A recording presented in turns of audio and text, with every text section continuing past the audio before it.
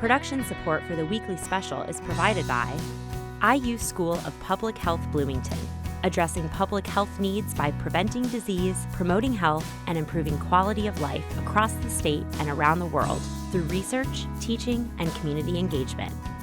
IU Credit Union, now offering mobile access to IU Credit Union accounts, helping account holders check balances, transfer funds, and pay bills through their mobile devices. Available through the IU Credit Union apps for iPhone and Droid. The Al Cobain Recognition Endowment Fund, established by friends and family of Al Cobain to support jazz initiatives on WTIU and WFIU. And WTIU members, thank you. It's not quite summer until the sound of race cars echo in Indiana communities. And tonight, discover unique racing traditions across the state. Meet car enthusiasts, young and old, competing head-to-head at unbelievable speeds. Meet an internationally known woodworker who bends wood with astounding precision. Travel to Terre Haute to explore a beloved collection turned museum and memorial. And welcome Bloomington's own band, Sleeping Bag, to the studio. Everyone is flocking to Indianapolis, but there are plenty of other wonderful places to explore. So stay tuned for some great travel inspiration right here on the Weekly Special.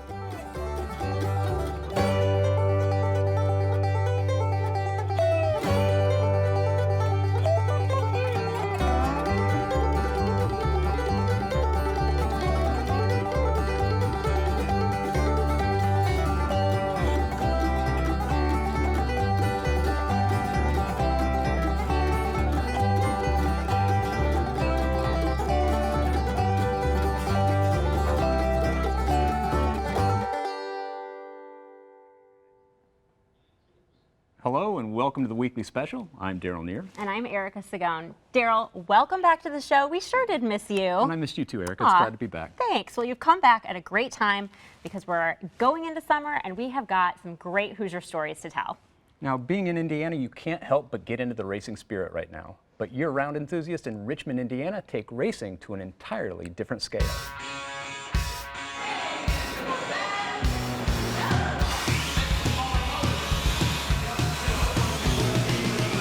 When people come into the store, they'll see somebody running, they go over and look at them, and then they're shocked at how fast the cars are actually running.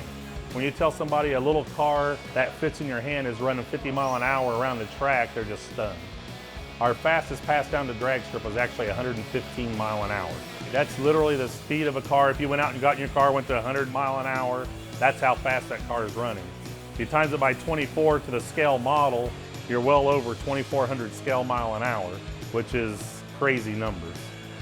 With cars that can travel over 100 feet in only 3 seconds, the difference between a win and a loss happens in a blink of an eye. Each track features 8 lanes marked by a singular color. The car with the most laps at the end wins. For the commercial side of it, where you have cars at home, there's magnets that hold the cars on. You pretty much squeeze the trigger, the cars run around, you don't do a whole lot. For our cars here, it's just the grip of the rear tires that holds the car on. The skill level is mainly on how to throttle in and out of turns. If you go into a turn, you're holding the trigger wide open, it's going to go straight to the wall. If you crash, you're off anywhere between 1 to 3, 4 seconds. So when you crash, you can lose a lap. So you have to learn where to let off, how fast you can get back in it, just like you would a gas pedal at a real racetrack. So there's more of a skill to it than just holding the trigger. Practice is the key. You need to be in at least once or twice a week to really stay toward the top. And it's not just a skillful trigger finger that helps racers succeed. Weighing between 80 and 150 grams, the cars feature a metal frame chassis with axles, gears, and motors. It's easy enough for novices and low budget enough for entire families to join in on the fun.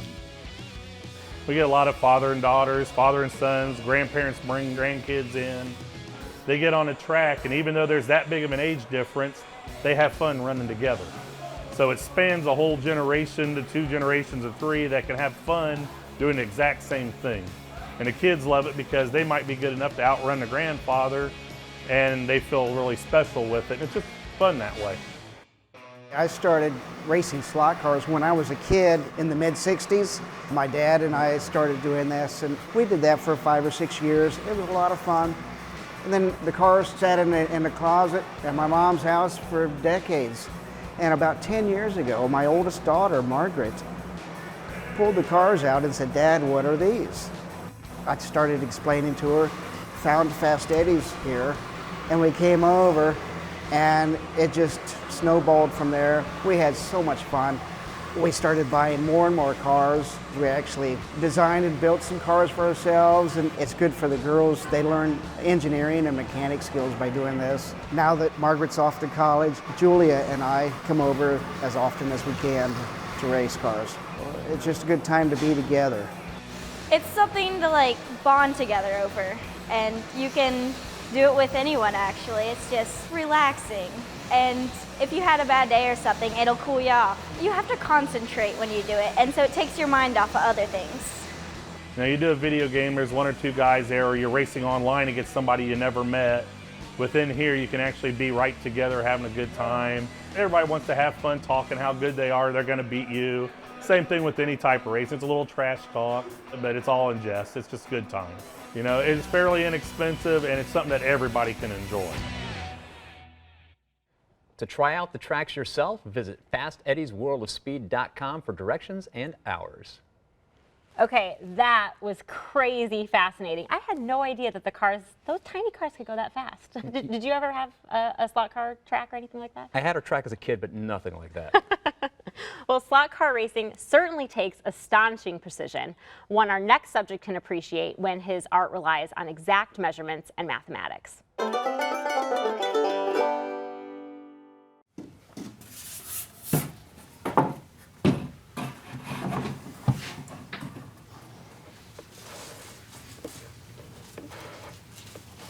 The school was never that interesting for me until I'd found shop class, where they would give me a goal to achieve and leave me alone, answer my questions.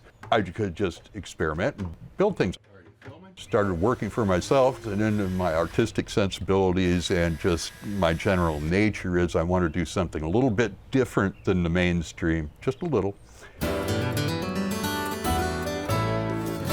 Well, I got into slot racing as a kid because you see it on TV. It's the 60s.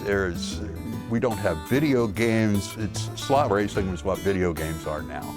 So my dad built me a little track in the basement, a little oval, and it was flat. It was kind of boring. My 11-year-old self tried to modify it and didn't have a whole lot of success in that, but hey, lots of enthusiasm. I think a lot of the guys that were doing it back in the 60s remembered the joy, remembered the fun. Some friends just decided that they wanted to open up a raceway. They talked me into building the track for them, helping them build the track. They provided the enthusiasm, and I provided the mathematics guidance and tried to keep them from fouling up too much. It's just trigonometry, geometry. I was just kind of blessed with the mind that sees geometry, and I just naturally, maybe it's the German heritage, I just understand how things fit together. Got the first track built, and lo and behold, a guy called me from South Carolina and says, I hear you build slot car tracks. And I said, well, I built one. Could you build one for me? Sure. And then it just grew from there. Between 1990 to 1997, that was all I did. I just built slot car tracks and delivered them all over the country. Building a track takes anywhere from, depending on size and complexity, it'll take anywhere from 4 weeks to 8 weeks for bigger ones. It's a passionate job. I love it. And I've learned something new every time I build one. Even after 320 odd tracks, I still learn a little bit about it every time.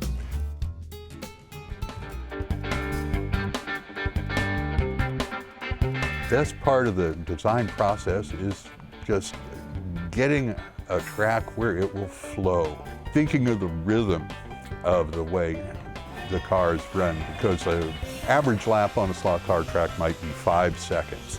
So if you get a pleasant rhythm of braking and accelerating in that, and as guys race, they kind of bob, they weave, they follow the cars around. It looks like a dance. It actually looks like a dance. And you can actually hit a meditative state as you're running in practice, constantly making just tiny little shifts to your lap rhythm. And I try to make that as pleasant as I possibly can. Sometimes I'll just write a little song in my head that has a refrain that goes along with that particular rhythm. It might be better if I'd ask the guys what kind of music they like when I design. I'll have to try that.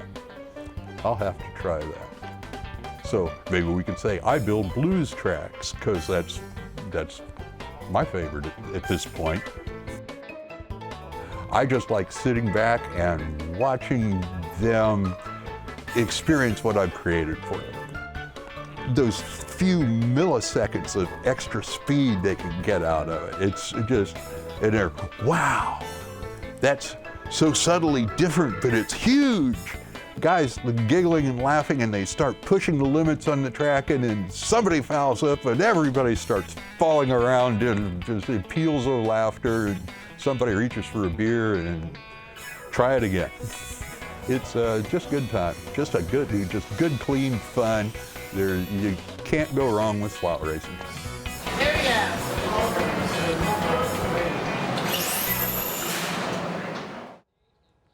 To see more examples of Chris's creations, visit his Facebook page for the latest pictures. Well, gosh, it's so fun that these slot car tracks that are all over the country were made right here in southern Indiana. You know, Erica, I'm never going to look at a slot car track the same way again. Those are great. Now, from small scale to small towns, Jessica Nunemaker is here to share another great Indiana destination. Today is one of the smaller small towns that we've covered yet. I think it's important to keep in mind that no matter how small the town, there is always something to see and do. You just didn't know where to find it until now. Where can you find amazing barbecue, a fantastic antique shop complete with a humorous John Dillinger story, a wood carving club, vegan-friendly soap, and shopping? In Converse, Indiana, that's where. Converse may seem like a sleepy little town at first glance, but just you wait. Itty Bitty Acres is an adorable home decor shop with plans to become the fairy garden decor destination. Really, it's cuter than cute, and full of seasonal and general gift items. I just love it. Unless you happen to be a Cahoots soap company and find yourself surrounded by homemade scents. In this case, smelling is believing. Everything is made on site. Soaps, candles, lip balm, room spray, there's a lot here. Brown sugar and fig, oat and honey. You'll also see special blends like outdoorsman or gardening. If you are feeling hungry, you are in luck. Right next door lies a phenomenal dining option, Jefferson Street Barbecue. All the sides are homemade. They smoke their own meats and, well, you can't go wrong with the pulled pork wrap. Everything is good, everyone is so nice, and the place itself is tastefully decorated. Hoosiers certainly have a way with barbecue. We also know our history, don't we? Antiques, collectibles, and gifts may seem like your usual home-turned-antique shop, but they've got a story to tell. Once upon a time, this was actually a boarding house. One of the male boarders kindly took the lady of the house shopping whenever he rolled through. During one afternoon errand run, the man and his associate picked her up and, apologizing, stated they had sudden business to attend to and had to cut their time short. Well, you can imagine her surprise when she saw a picture of John Dillinger in the paper for robbing a bank nearby. So go, explore. There's more to Indiana than race cars, cornfields, and basketball, even in a small town like Converse, especially in a small town like Converse. Begin your great Indianatown adventure by heading to www.littleindiana.com. Small towns, destinations, not drive-thrus. It's amazing to see the unexpected history right in your own backyard. Absolutely, and I think it's great that the shop has held on to that memorabilia for the public to see. And our next story is about just that, a passionate collector who transformed his historical collection into a museum archive. As a young boy, Brian Mundell listened to his grandfather recite stories about his time serving in World War II. The tales inspired Brian's lifelong fascination for military history, building models, reading books, and collecting war memorabilia. Today, the impressive collection, featuring over 1,000 items across multiple military conflicts, sits on display for Terre Haute visitors. I went to Normandy for the 60th anniversary of the D-Day landings in 2004, and when I got back, I thought, I'm going to start collecting this stuff. And I started looking for, helmets and uniforms and all that, and that's kind of how the collecting started. And then that kind of parlayed into collecting World War I and Vietnam and anything I could get. At some point I went kind of full bore with it. I don't know, I guess I just thought it was really neat to have some of the things that had maybe been there and done that, and it just slowly became a passionate hobby of mine, was trying to track down these things. It's always fun to get something when it's hard to get. And every year there'd be more and more stuff in my basement, and some of my friends would be telling me, hey, why don't you start a museum? And at first I'm like, I'm not going to do that. I'm not going to start a museum. With the ever-growing collection and an ever-shrinking storage space, Brian realized it was time to give the items a more permanent home. As the owner of a cabinet company in downtown Terre Haute, Brian already possessed a building in a high-traffic area of town. Shifting his business to one side, Brian converted the remaining space, altering the storefront, building custom display cabinets, and spending numerous hours cataloging items and creating display cards, creating Terre Haute's first memorial museum honoring military service.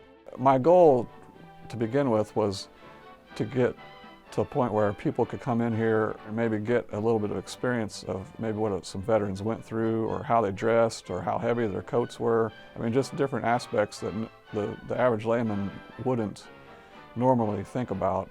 I don't have anything substantial from anyone famous, but I have a lot of stuff from the common soldier, and the common soldiers are the ones that do the dirty work, and they're the ones that win the wars and have to fight the battles.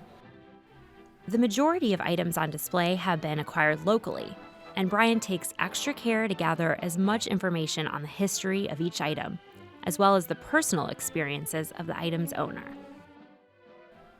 When you go through the museum, there's a little bit of everything in here, whether it's a pack of cigarettes from World War II, or the sea rations that the guys had to eat, or the trench coats, the guns. I mean, I wanted to try to encompass everything just to give you a little more appreciation of what the guys had to go through.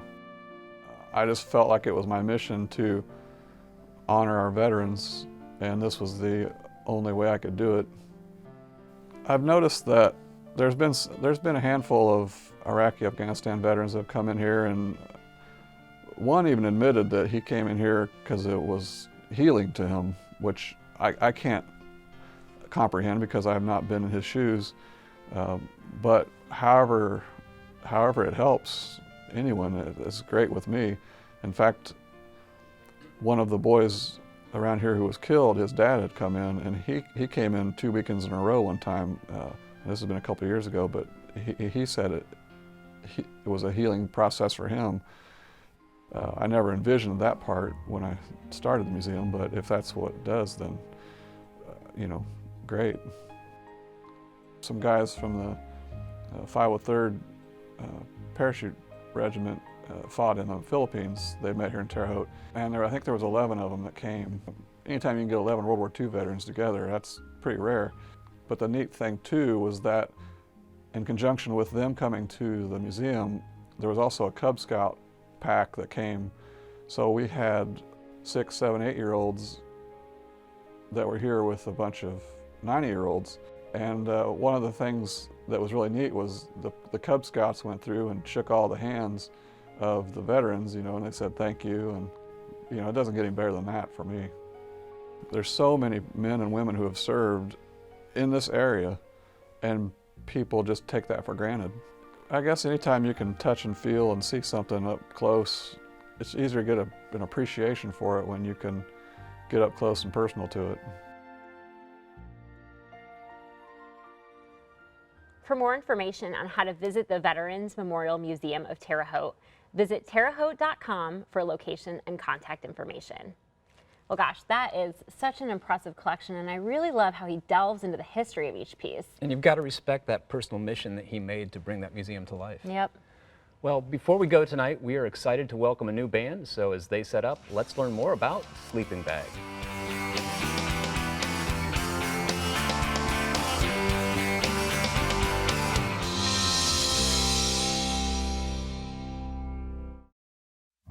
Sleeping Bag got started by me. I was just drumming in bands, not writing any songs at the time. And I kind of wanted to take it to the next level.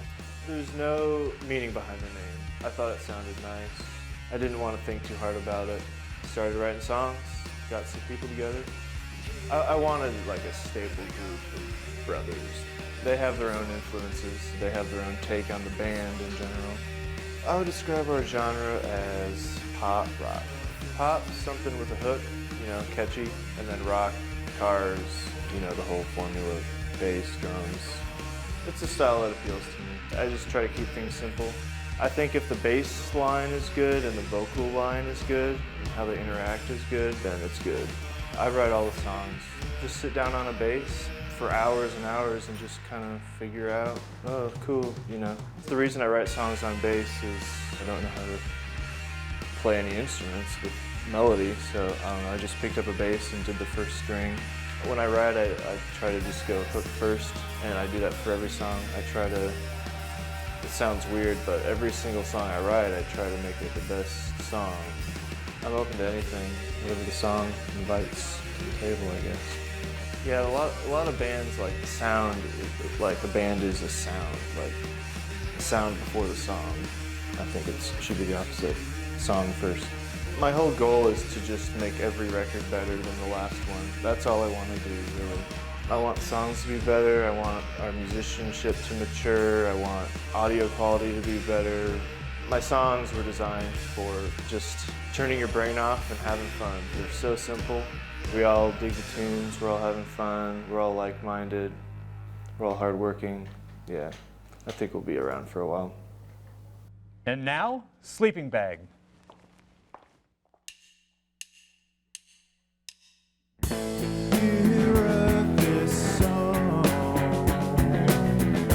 You're never wrong. You're buzzing high. You are so far. Here I am, you're gone, so far away. Here I am, you're gone, so far away. You wrote this song. You're never wrong. You're cussing hard. You are so far. Here I am, you're gone, so far away. Here I am, you're gone, so far away.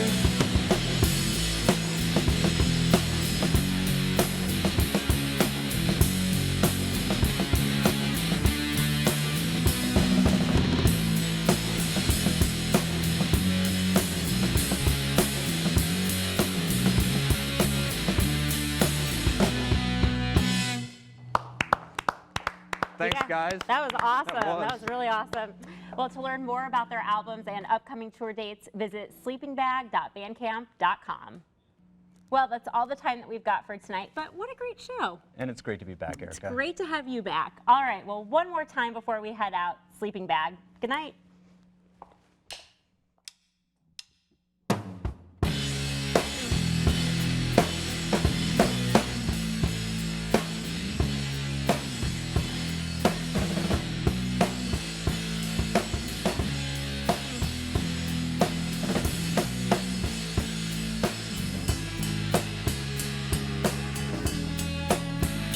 Cause I got a touch of gold. Got a woman I can love. I gotta thank the stars above.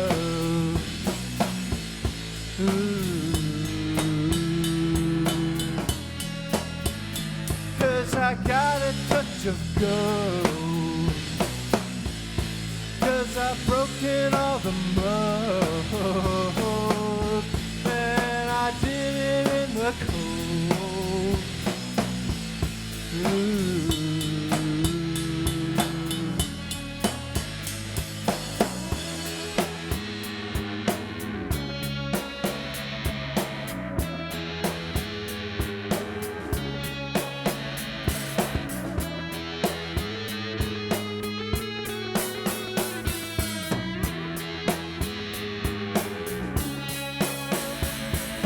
Hey, what you saying? I'm waiting for you.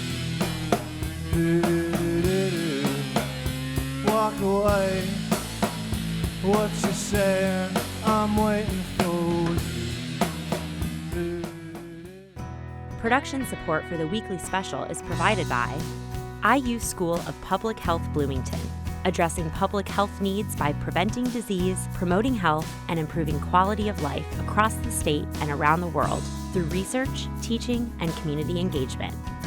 IU Credit Union, now offering mobile access to IU Credit Union accounts, helping account holders check balances, transfer funds, and pay bills through their mobile devices. Available through the IU Credit Union apps for iPhone and Droid. The Al Cobain Recognition Endowment Fund, established by friends and family of Al Cobain to support jazz initiatives on WTIU and WFIU. And WTIU members, thank you.